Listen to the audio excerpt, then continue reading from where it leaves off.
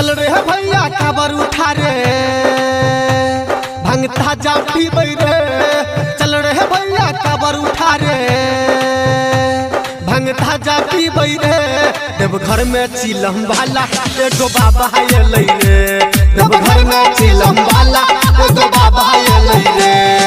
चल रे भैया काबर उठा रे भंगता जा पीबै रे। देवघर में चिलम वाला एगो बाबा अलै रे।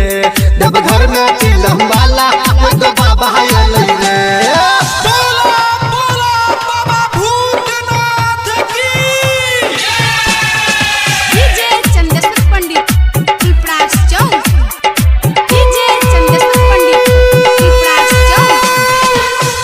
टोले घूमै छै बसहा पर सवार रे। गर्दन मक्का साहब एकर छोड़ै फुफकार रे। हाँ टोले टोले घूमै छै बसहा पर सवार रे।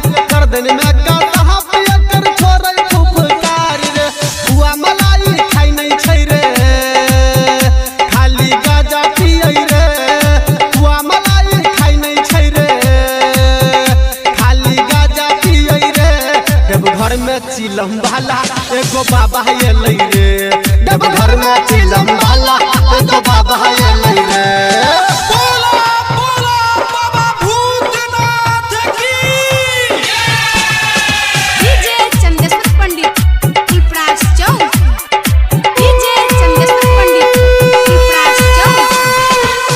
प्रेत संगे हरदम करे छै गनाच रे।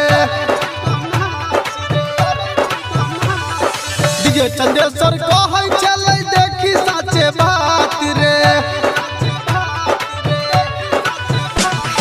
भूत प्रेत संगे हरदम करे छै गनाच रे। डीजे चंदेश्वर कहै चलै देखी साचे बात रे। रमेश रसीला संगे लके डीजे बाजा गेलै रे।